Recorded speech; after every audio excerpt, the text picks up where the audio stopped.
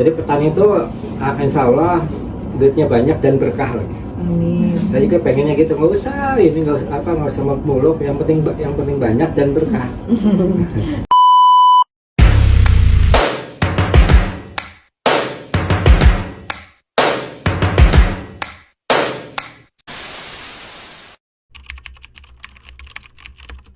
Saya Andriani, saya singkatnya Andriani, sarjana pertanian MSc. Saya saat ini dipercaya sebagai Kepala Bidang Pertanian dan Perikanan. Kepala Bidang Pertanian dan Perikanan itu salah satu bidang yang membantu tugas Kepala Dinas Ketahanan Pangan, Pertanian dan Perikanan Kota Serang di dalam menangani urusan pertanian dan perikanan. Permasalahan yang dialami oleh para petani di Kota Serang khususnya dan pada umumnya juga di Kota Serang juga hampir mirip, itu ada beberapa ya yang pernah kita coba dari hasil pembinaan dan monitoring lingkungan itu bermacam-macam.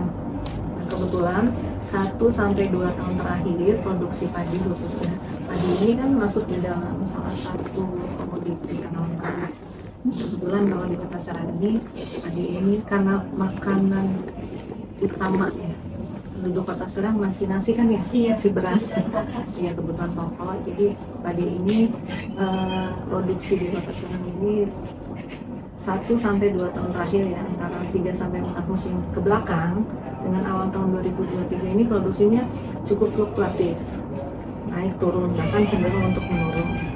Salah satu yang menjadi penyebabnya adalah yang kemarin kita coba lakukan pengamatan dan monitoring di lapangan itu adanya serangan hama.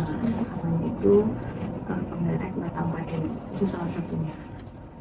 Mungkin itu disinyalir karena dampak dari perubahan iklim.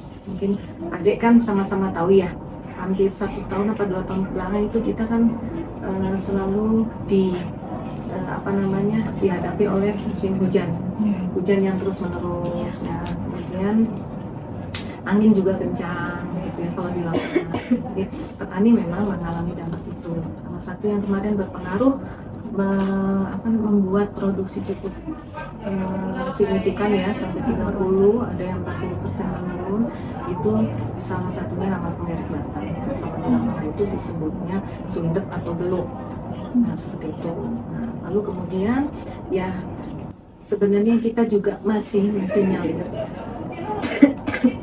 adanya masih membutuhkan perbaikan di dalam infrastruktur pengairan. Jadi ada di Kasemen, di sekitar Kelurahan Magaluyu, sebagian sama Luhur itu juga mengalami jadi aliran air itu ada yang tidak masuk ke sana. Kalau untuk daerah Magaluyu itu malah setiap hujan itu selalu banjir. Itu juga merupakan salah satu permasalahan, sehingga membutuhkan penanganan dari segi penanganan. Di sana terjadi pendangkalan dari saluran irigasi. Nah, itu perlu dilakukan saluran pembuangan, irigasi itu bisa kita kadang-kadang menyebutnya di laman saluran pembuangan gitu ya. Ya, masuk. Itu perlu pengerukan. Kemudian di daerah Sawalunto juga kondisi saluran itu membutuhkan perbaikan, membutuhkan optimalisasi lagi, entah itu rusak atau mungkin jadi gimana ya? Ada yang melebar, jadi ada sawah yang kemudian dia salurannya itu ketika ada hujan itu tidak bisa, jadi sampai ke petak yang lebih jauh itu akhirnya nggak nyampe karena dia sudah terbuang di tengah jalan. Itu rasanya kira-kira seperti itu ya, intinya kurang optimal.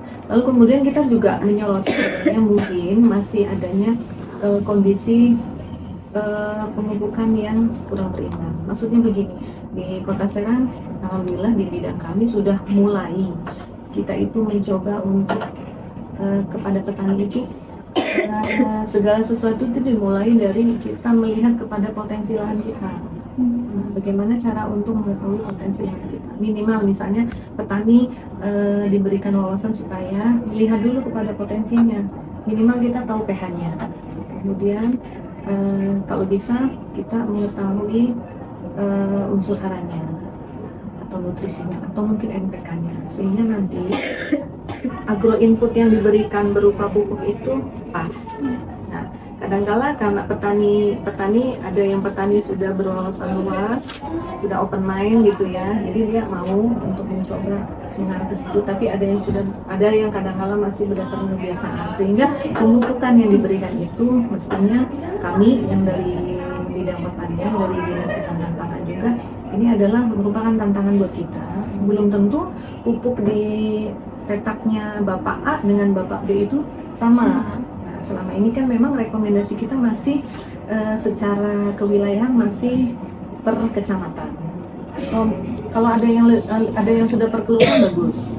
Tapi mestinya kalau mengarah kepada pertanian yang lebih efektif lagi itu mestinya kan pada saat kita mau membudidaya di suatu lahan itu kita tahu potensi lahannya, kualitas dari lahan itu. Saya kira hal-hal yang seperti itu masih menjadi kendala. Kemudian apalagi ya, sarana prasarana udah. Kemudian kita juga masih cukup kekurangan itu alat mesin pertanian. Ya itu yang disebut dengan sarana pertanian ya, mesin.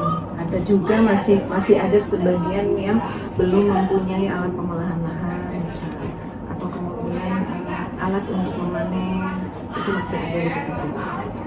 Jadi kami dari pemerintah baik pusat, provinsi, khususnya Makassar itu selalu berupaya untuk melakukan pembinaan dan pemenuhan kebutuhan akan itu, karena itu sudah menjadi tugas kami.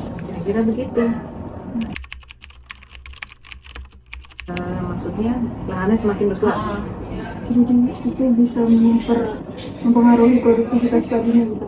Potensi lahan, iya, pasti. Itu bisa mempengaruhi kualitas lahan itu sendiri dan tentunya berakibat terhadap produktivitas yang tidak optimal, begitu, yang bisa menurun. Karena yang paling bagus kan kita makan butuhnya satu piring, dikasihnya kalau satu piring kan pas hasilnya optimal. Tapi kalau dikasihnya kurang ya pasti kurang, atau dikasihnya berlebihan malah itu bisa menjadi berdampak tidak baik terhadap lahan.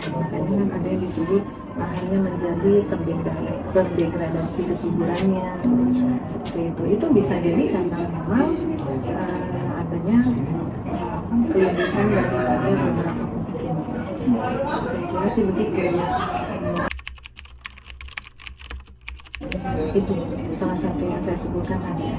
Jadi seperti itu. Kalau produksi atau produktivitas, biasanya produktivitas itu kan produksi persatuan luas lahan.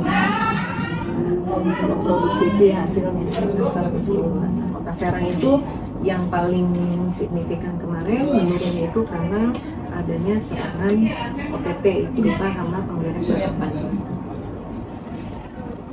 Dan yang lain-lainnya itu aspek pendukung yang tadi saya sebutkan. Yang pertama tentunya itu tadi ya, kalau menurut kami sih yang pertama itu cara untuk meningkatkan produksi. Yang pertama harus tahu faktor-faktor produksi, misalnya benih, ya kan, benih itu adalah faktor-faktor yang mempengaruhi produksi. Benihnya yang bagus, benihnya yang unggul, seperti itu. Kemudian cara berbudidaya yang baik. Kami banyak melakukan, kalau untuk benih yang unggul itu banyak, yang secara potensi bisa menghasilkan produksi yang tinggi atau produktivitas hasil persatuan luas tinggi. Itu ada contoh-contoh benih VUB, varietas unggul baru. Itu kita misalnya ada Impari 32, kemudian sekarang ada varietas mantap ya Bun ya, dan masih banyak yang lain. Impari 42 sebagian juga ada. Itu adalah salah satu inovasi teknologi perbenihan yang dia itu benihnya unggul dan potensi hasilnya tinggi. Nah, itu salah satunya itu. Yang kedua ya pemupukan yang berimbang seperti itu. jadi pemupukan sesuai dengan kebutuhan dari lahan. Kemudian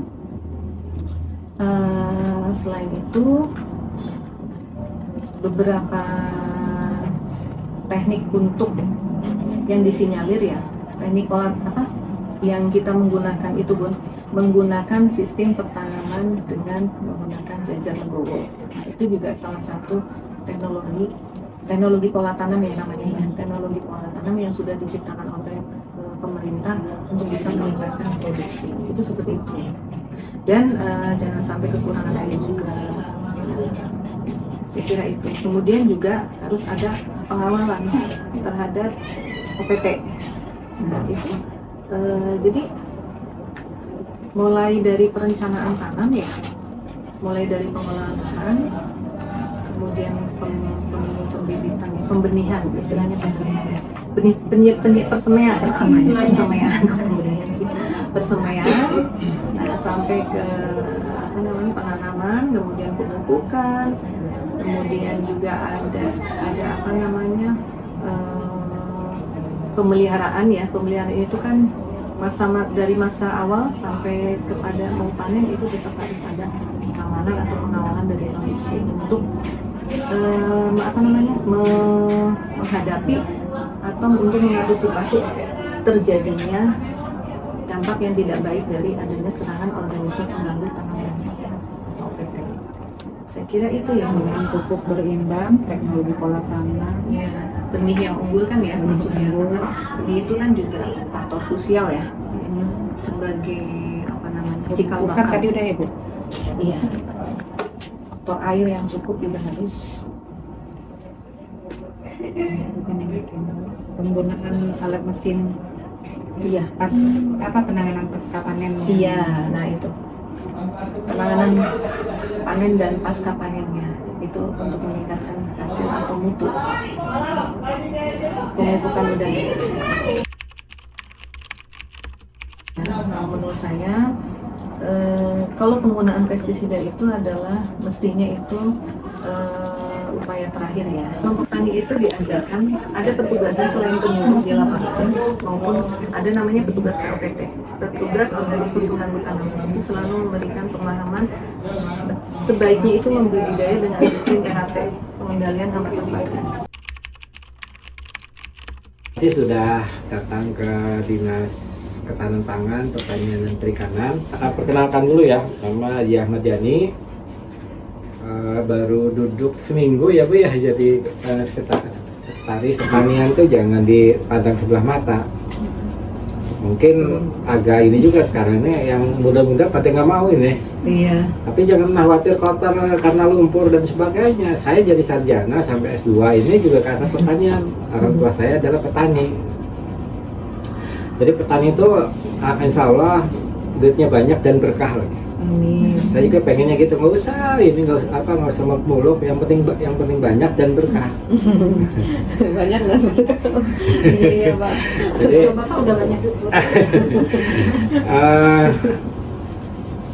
Alhamdulillah tadi saya katakan bahwa prospek pertanian itu akan selalu dibutuhkan sepanjang manusia hidup. Nah, sekarang berarti tantangan kalian adik-adik bagaimana membudidayakan kedelai yang kurang dari 8 jam.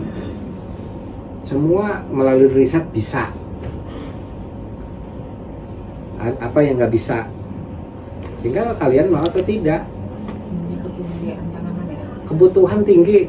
Yang saya tahu di Indonesia itu 80% impor itu kedelai itu. Sekarang juga tinggi. Sehingga kita terganggu harga. Padahal semua pasti doyan yang namanya tahu dan tempe. Iya. Tapi kitanya mana? Gimana caranya budidaya kedelai di kita bisa subur, hasilnya produktif dan enak dimakan. Dalam kita subur, tapi kitanya lemah dalam hal penelitian dan pengembangan. Jadi ini Mbak, Kota Serang 6 kecamatan ini kan kalau dulu kita punya UPTD, artinya unit pelaksana teknis dinas. Nah, itu dikepalai oleh UPTD. Nah, sekarang UPTD nggak ada. Jadi setiap kewakilan di 6 kecamatan ini ada namanya koordinator penyuluh. Nah, koordinator penyuluh memiliki rekan kerja, yaitu penyuluh-penyuluh di bawahnya. Nah, mereka itu punya istilahnya semacam buku kerja yang dimana mereka harus melakukan pembinaan ke wilayah-wilayah binaannya. Jadi misalnya dalam misalnya kecamatan Kasemen, di situ korluhnya Ibu Wulan, nah pendampingnya atau rekan kerjanya Ibu Siti, Bu Ria, sama Pak Bayhaki. Nah, itu ada berapa kelurahan nanti dibagi. Jadi mereka masing-masing kebagian kelurahan mana, itu namanya tuh wilayah binaan atau Wilbin. Nah, jadi Wilbin si A itu berapa kelurahan, jadi dia punya kunjungan rutin atau yang berkala ke kelompok A, B, C, D-nya gitu. Jadi mereka misalnya datang ke kelompok tani yang budidaya padi.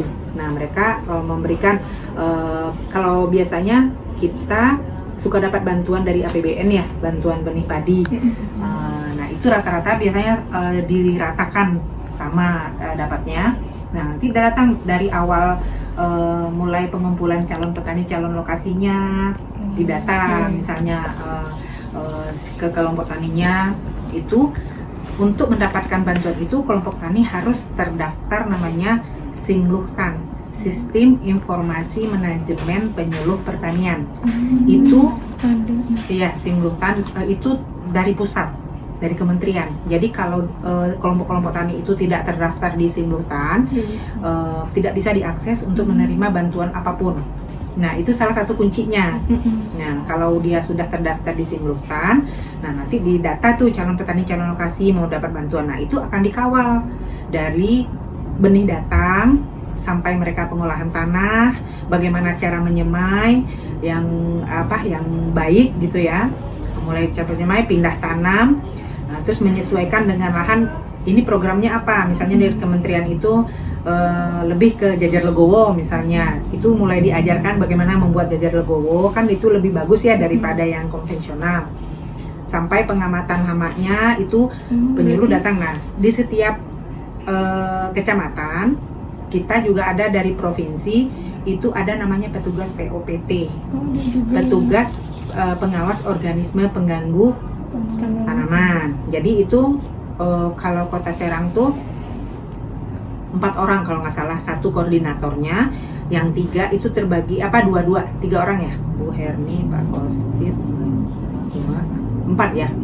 Itu mereka misalnya Kasemen megang 1, jadi nanti ikut terus. Jadi satu kesatuan walaupun mereka orang provinsi, ini orang kota, udah karena mereka ditugaskan di Dinas Kota Serang, jadi mereka ikut bergabung dalam pembinaan di lapangan. Mereka stay-nya di kecamatan-kecamatan yang mereka ditempatkan. Jadi nanti dari mulai persemaian diawasin juga hamaknya. Kan kadang-kadang dari pengolahan tanah yang tidak benar juga ada bisa membawa ke persemaian atau masih pas umur vegetatif atau ini keluar dia ya. Nah, seperti itu teman-teman POPT lah udah akan melihat dari sana, makanya bagaimana supaya terhindar dari serangan. Nah, harusnya itu di situ namanya usaha-usaha dari awal tuh udah kita perhatikan gitu. Nah, sampai ke panennya nanti itu teman-teman penyuluh datang, atau mereka misalnya di kelompok tani hortikultura, mereka misalnya nanam cabai atau bawang.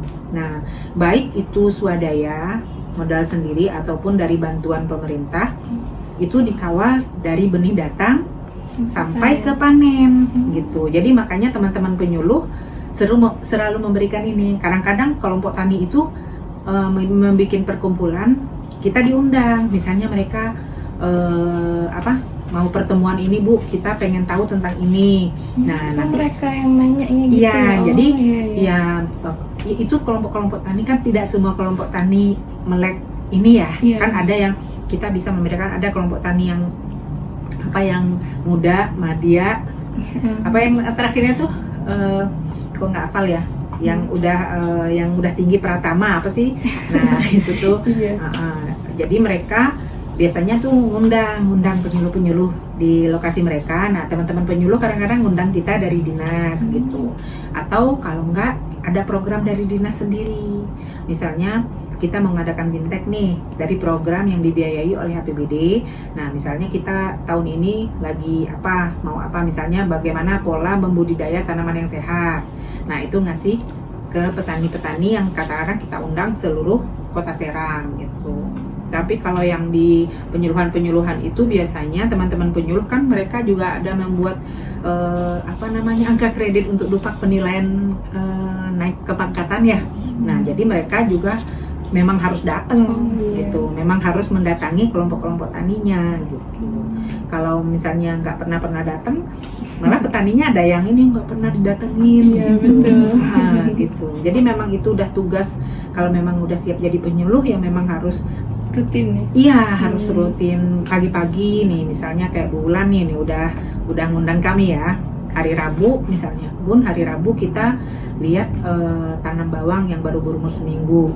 Ya itu jam 6:30 kita udah harus sampai di lapangan gitu kan. Iya, karena kadang hama kan ada yang keluarnya pagi. Nah, gitu. Kita ngelihatnya pagi itu diamatin dari apa. Tapi kalau ada petani yang tidak respon, yang dia merasa dirinya udah dia udah tahu kadang-kadang. Nah, kadang-kadang kita datengin, kita kasih pemahaman, Pak harusnya gini, kadang-kadang nggak terima ya sudah gitu tuh.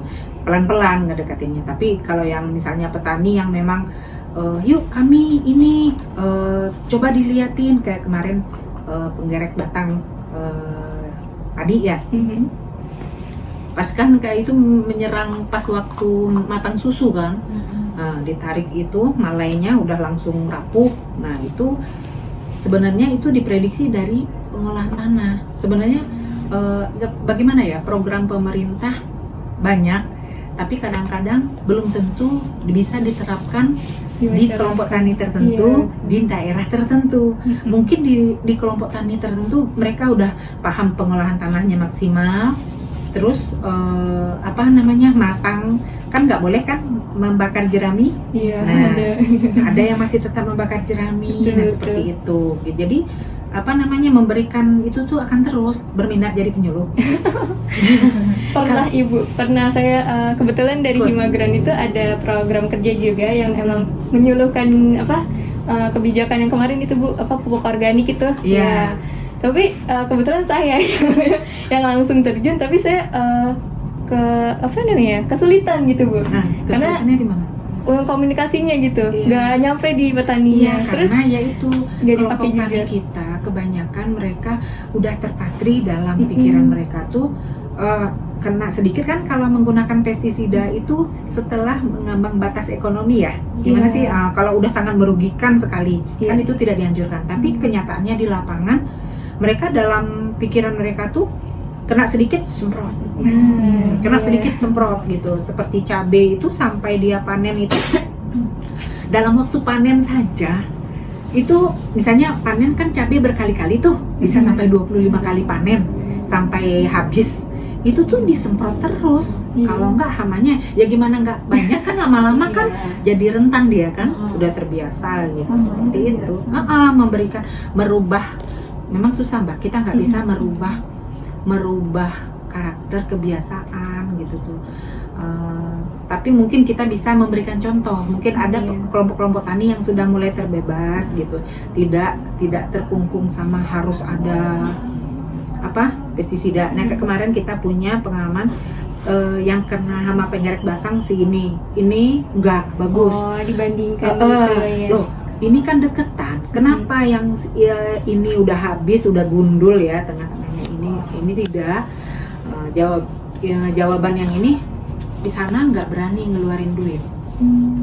Jadi sekali semprot itu bisa 500.000 sekali semprot gitu, kenceng lah obatnya gitu. Nah seperti itu, karena kalau udah terbiasa disemprot kan gimana, jadi kuat kan hamanya ya seperti itu gitu. Kita susah untuk merubah kebiasaan ya, tapi kan pelan-pelan. Kalau itulah tantangan dari teman-teman penyuluh. Tapi banyak juga yang mengikuti saran. Makanya tadi IP indeks pertanaman biasanya kalau di kementerian sekarang tuh sampai 4 Mbak. empat kali setahun. Mbak bisa bayangkan kalau yang standar aja 3 bulan panen, 4 kali berarti setiap tahun itu panen terus kan. Nah sementara kebiasaan lebih besar, kebiasaan di Serang itu, apalagi kalau yang dekatan sama bulan Mulut, mereka udah kalau misalnya bulan depan nih Mulut nih, atau 2 minggu lagi, 3 minggu lagi, sebenarnya masih bisa melanjut mengolah tanah. Air ada, benih ada, pupuk ada. Mereka dapat ya nama dari RDKK gitu, dapat pupuk subsidi, dapat pupuk ada, benih ada, air ada, mesin traktor punya. Kenapa nggak diolah? Nanti habis muludan. Nah seperti itu tuh, itu kan kearifan lokal sebenarnya. Nah yang seperti kita tantangannya seperti itu. Kayak tahun kemarin sama orang provinsi, Bapak kenapa? Nggak bisa jawab. Mungkin kalau secara teknisnya, kalau kita dari kedinasan melihatnya begini, kalau kelompok tani ini mau mengikuti arahan dari kita, mereka akan menanam 3 kali misalnya, atau yang sampai akhir bulan November Desember itu mereka masih nanam 1 lagi, nanti panennya kan ke tahun berikutnya. Itu udah termasuk 4 kali misalnya. Nah tapi dia sendiri yang nanam kan, itu burung, hama burung akan ngejar ke sana semua. Nah kebiasaan seperti itu kan, jadi kita menerangkan ke pusat, dalam hal ini Kementerian Pertanian, nggak bisa dipaksakan program itu, ya kan? Tidak semua daerah situasinya sama, kondisinya sama, kondisi alamnya sama, seperti itu. Jadi jadi tantangan lah. Sekurang-kurangnya kalau Kota Serang IP3 ada, jadi padi. Ada yang memang harus untuk padi ya, ada juga yang padi palawija. Pola pergiliran tanamannya sebenarnya yang kita tuntut. Ya, tips-tipsnya apa ya Mbak? Ya itu tadi yang pertama, panca usaha itu apa ya, termasuk panca usaha tani nggak? Ya penggunaan varietas unggul, pemupukan yang berimbang, pengolahan tanahnya yang maksimal, irigasi yang memadai, pengairannya cukup kan, pengairan yang bagus untuk pas waktu keluar matang susu itu kan dibutuhkan air. Ya benar nggak? Atau umur 2 minggu setelah tanam justru perlu air. Itu dari versi BPTP dulu ya. Itu busu airnya harus macak-macak. Nah gitu, kayak gitu tuh seperti kadang-kadang kalau kita kan teori di buku. Sementara kalau petani mereka sudah sangat paham. Kadang-kadang kita juga yang belajar dengan kebiasaan-kebiasaan mereka yang kita buat, namanya SOP-nya. SOP menurut kelompok tani ini di wilayah ini gitu. Situ. Kalau secara teorinya ya itu, untuk tipsnya nggak ada ya, bagaimana itu sebenarnya bertani itu dari hati. Kalau kata Bung Nur, itu dari hati. Kalau memang si kelompok itu memang dia dari hati, dia mencintai pekerjaannya, tidak bertani dalam tanda kutip. Apa tanda kutip? Hanya menerima bantuan. Mereka menerima bantuan, dapat pupuk gratis, subsidi, dapat bantuan benih, terus nggak dapat ya udah mereka berhenti. Kenapa? Nggak nanam, nggak ada modal. Tapi kalau yang petani memang dari hati, memang dia butuh untuk kehidupannya dia, lahan punya dia sendiri, dia usaha modal sendiri, ada dan tidak ada bantuan, dia nanam. Nah itu yang harus kita lirik sebenarnya gitu. Mungkin kita hanya bisa memberikan stimulan saja kan, pemerintah hanya memberikan stimulan kan, nggak mungkin disuapin dari A sampai Z. Ya itu tadi dikasih saprodi lengkap, malah meminta upah tenaga kerja. Sementara upah tenaga kerja kan nggak boleh. Ya itu mau apa lagi? Ya itu kata Pak Sekdis tadi, maunya tuh disuapin terus gitu. Rata-rata seperti itu. Jadi PR sih sebenarnya membangkitkan semangat mereka. Tapi bukan berarti di Kota Serang tidak ada kelompok tani yang memang seperti itu. Ada yang dari hati itu, ada yang banyak yang selalu dilirik. Kenapa misalnya dapat bantuan itu lagi? Ya dia yang memang dia mau, Pak ini ada program baru kayak kemarin ya, 2022 kita ada namanya Sahaja tuh Haston dan Jajar Lego Salibu, sanya Salibu, hanya Sahaja ya, hanya Haston, tipe Haston, janya Jajar Lego. Dimana kalau Salibu itu belum pernah dengar, apa bahasa Serangnya tuh singgang. Jadi setelah dari awal Jadi dari awal persemaian untuk ke pertanaman itu dia diambil dalam bonggol sekitar 20 atau 25 benih sebonggol gitu ditanam, 25 benih tanam, langsung dijajar legowo yang garis misalnya 4, 4, 2 seperti itu. Nah, nanti setelah panen itu pemupukan sama ya, sesuai. Nanti setelah panen nggak boleh pakai mesin, dia harus diarit. Nah, itu diarit, disisakan sekitar 2-3 cm dari tanah. Nanti itu ditumbuhkan lagi. Nah, itu namanya salin ibu. Itu yang pertama menemukan itu dari Sumatera Barat. Kalau nggak tahu penyebabnya apa, dosen ya, kurang tahu. Jadi itu Sumatera Barat yang sudah mengembangkan dan berhasil. Makanya kementerian menggabungkan itu. Salin ibu namanya, itu Sumatera Barat. Lihat aja nanti padi sahaja, salin ibu, pasti yang keluar tuh daerah Sumatera Barat. Terus Haston, metode Haston itu yaitu menanam dalam bonggol langsung besar gitu, seperti itu. Nanti metode Haston itu adanya di Kalimantan, berhasil itu dikembangkan lah sama orang kementerian, digabung menjadi 3 itu, si Haston itu. Nah, kembali lagi kan Kota Serang atau Banten tentu tanahnya berbeda dengan si Kalimantan dan Sumatera Barat. Nah, itu kita coba di sini. Jangankan untuk menerapkan salibu sama Hastonnya, untuk jajar legowo saja ada petani Kota Serang yang belum paham, nggak mau. Akhirnya kami turun, kita langsung turun menanam ke sawah dong Mbak, nanam padi, kita ajarkan. Maksudnya Bu, nanti dilanjut ya, kan garis-garis yang sudah kita buat dengan penyuluh dilanjut, kita pindah dong ke petakan sawah lain, kita pindah itu, kita memberikan pemahaman nih ke kelompok yang lain, itu kita balik lagi ke sini tuh kacau lagi. Seperti itu. Jadi kan gimana ya, jadi ada teknologi baru, mereka belum bisa menerima, ya udah kembali lagi ke asal gitu. Atau misalnya biar tidak ada serangan hama, Pak harusnya gini gitu, ditanam tanaman apa penghalang fuchsia ya namanya. Jadi yang tanaman bunga-bungaan yang berbau menyengat ditaruh di galengan. Jadi dia kan hamanya tidak bisa pindah ke sana. Ya, jadi kita masukkan informasi-informasi seperti itu. Enggak, kadang-kadang ada yang bisa menerima, ada yang tidak. Nah, itu tantangan sih sebenarnya. Jadi untuk masing-masing kecamatan itu berbeda-beda. Paling gitu. Standar itu kejadian-kejadian di Kota Serang aja yang permasalahannya 2022 kita kebanjiran. Itu berarti gimana tuh? Pasti turun ya? Iya, turun. Profitasnya turun, produksinya turun. Kalau produksi turun, ada profitas juga kadang-kadang turun. Ada yang profitasnya naik. Beragam sih. Macam-macam. Naikin lagi gimana? Ya naikin lagi ya harus diulang lagi. Diulang lagi dari pertanamannya, dari persemaiannya gitu. Karena kan kita berhadapan dengan makhluk hidup. Nah, kita mau makhluk hidup, kita makhluk hidup, tanaman makhluk hidup, hamanya makhluk hidup. Gitu. Jadi bagaimana mensinergikan sebenarnya gitu. Terus sama yang mengkondisikan tuh tidak hanya kita dari dinas, tapi teman-teman penyuluh dan petani itu sendiri. Mereka menerima informasi teknologi atau yang terbaru informasi dari kami, dari kita tidak. Tapi kalau yang ada udah ya kayak sekarang nih tak-takan, profitasnya turun, produksinya turun tak-takan.